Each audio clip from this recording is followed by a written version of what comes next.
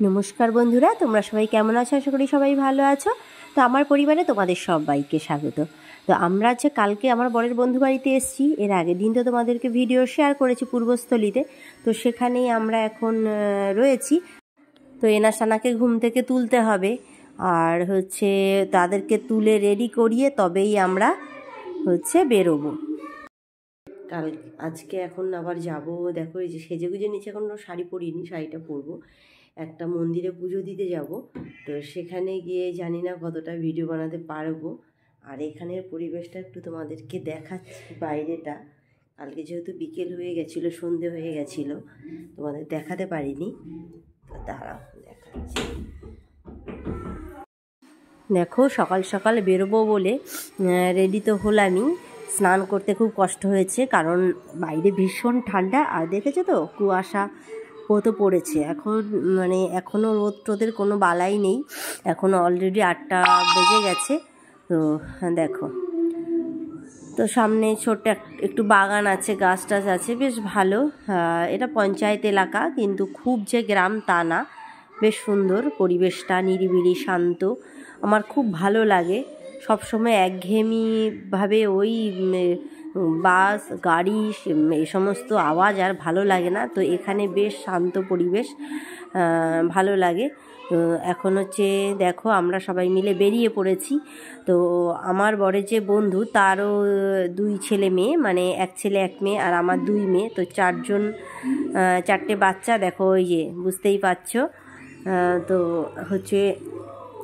যেটা বলার, যে এখানে একটা ছোট্ট বাচ্চা আছে, যে সে খুব পাকা, এত মিষ্টি। আর দেখো ওই যে টিয়া পাখি খেজুরের রস পড়ছে, তো সেখানে খাচ্ছে। তো ওই জন্য একটু চেষ্টা করলাম। আর সবাই দেখো তাকিয়ে আছে মাথা তুলে।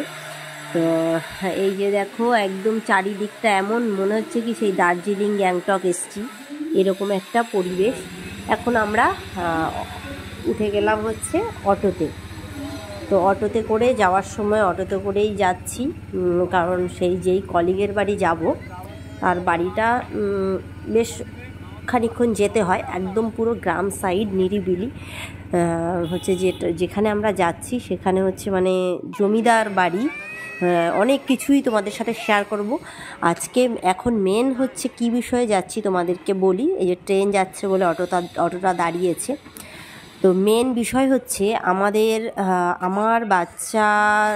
আমার তো প্রবলেম ছিল একটু। তো তখন ওই যার বাড়িতে যাচ্ছি সে বলেছিল তোমাদের দাদাভাইকে, যে তুমি আমাদের ওই রাধা মাধবের মন্দিরে একটা মানত করো, তোমার আশা পূর্ণ হবে। তো আমরা যথারীতি তোমাদের দাদাভাই ওখানে মানত করেছিল যে আমাদের বাচ্চা টাচ্চা হলে আমরা ওখানে গিয়ে পুজো করব, তাদেরকে নিয়ে গিয়ে।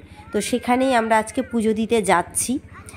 আর আর যে আমাদের সঙ্গে আছে ওই কলিগ এমনি পুজো দেবে, এত নিয়ম নিষ্ঠাভাবে ওই মন্দিরে পুজো হয়। আর সবথেকে ওই মন্দিরের বিশেষত্ব এটাই, যে অনেক দিনের পুরনো মন্দির, খুব নিয়ম করে তো পুজো হয়ই। আর মন্দিরটা খুব জাগ্রত, সবার মনের আশা পূর্ণ করে রাধা মাধবের মন্দির। তো দেখো একটু পাশে তোমাদের ফুলের দেখাচ্ছি, এটা ফুলের গার্ডেন। যাই হোক, তো দেখো চারিদিকে ফুল আর ফুল, ফুল আর ফুল, অসাধারণ লাগে। তো ওই জন্য একটু ভিডিও করে নিচ্ছি কথার ফাঁকে ফাঁকে। আর এত সুন্দর বাগান বাগান বাগান আর গাছ, মনটা একেবারে, সত্যি কথা, মনটা খুব ভালো হয়ে গেল।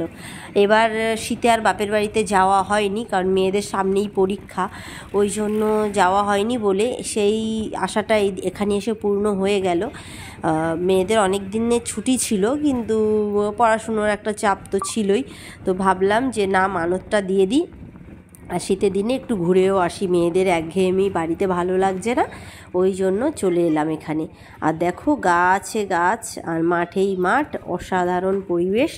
বারে বারেই বলবো, যত কম বলবো ততই কম, এরকম যতই বেশি বলবো ততই কম বলা হবে, এরকম একটা ব্যাপার আমার কাছে মনে হয়।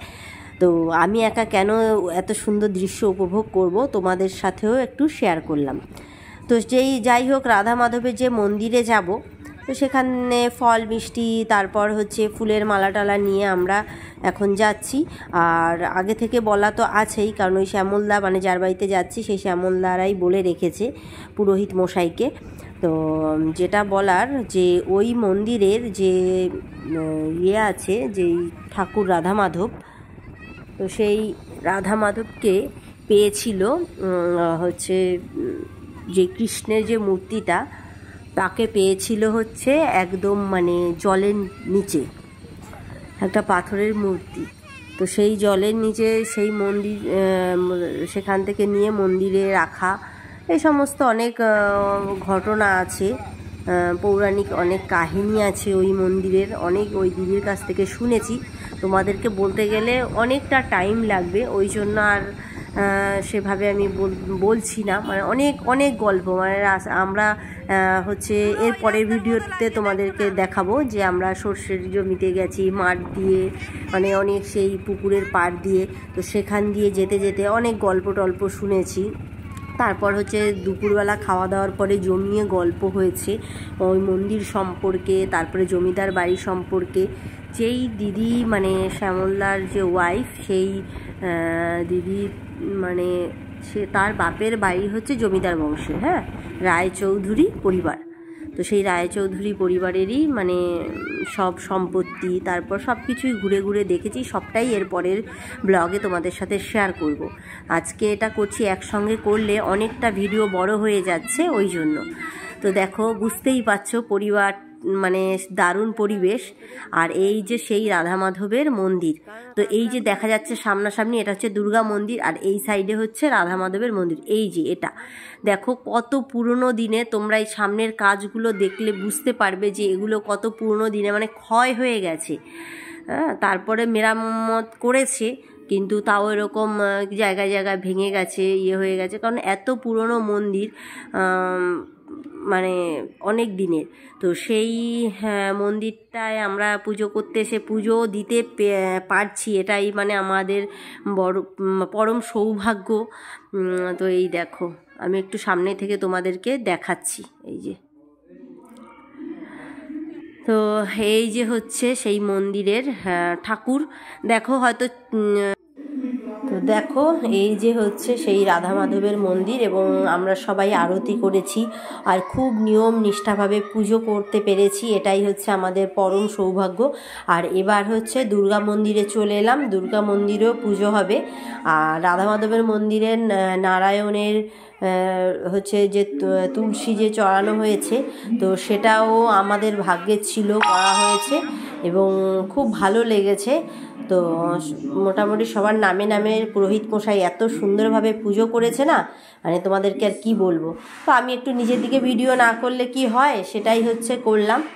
আর হচ্ছে একটু লজ্জা লজ্জাও লাগছে। আর দেখো মেয়েরা এই দেখো কি করছে, বুঝতে পারছো তো, কীরকম দৌড়ি লাফালাফি করছে, সেই দিকটাও নজর রাখতে হচ্ছে। আর খোলামেলা জায়গা পেয়েছে, তো মানে কি করবে বুঝতে পারছে না তারা, দেখো কি হারে দৌড়চ্ছে। আর এই যে ছোটো পুচকেটাও দৌড়চ্ছে তো পুচকেটাও মানে খুব মিষ্টি, বারে বারেই বলবো, ওকে খুব মিস করছি, বাড়িতে এসে মিস করছিলাম যে। তো এই দেখো মেয়েরা কি করছে। তো হচ্ছে যেটা বলার, এখানে নাকি মানে দুর্গাপুজোর সময়, নিত্য পুজো তো হয়ই, তারপরে দুর্গাপুজোর সময় মানে অনেক কিছু নিয়ম নিষ্ঠাভাবে পুজো করা হয়, এরা খুব আনন্দে থাকে। আর এখানে বাড়ির সংখ্যা কম, কিন্তু এত সুন্দরভাবে মানে তিনটে, একটুখানি মানে জায়গার মধ্যে তিনটে দুর্গাপুজো হয়, ভাবা যায় যে কত সুন্দর। মানে জমিদার বাড়ির এরকম সেই ছোট জমিদার, বড় জমিদার, এরকম সব আলাদা আলাদাভাবে পুজো হয়, মানে খুব সুন্দর। তো যাই হোক, ব্লগটা যদি ভালো লেগে থাকে অবশ্যই লাইক কমেন্ট শেয়ার করো। নেক্সট ব্লগে দেখা হচ্ছে, এরপরে আমি জমিদার বাড়ির ভিডিও তোমাদের সাথে শেয়ার করব, মাঠ, সুন্দর পরিবেশ সবটাই শেয়ার করব।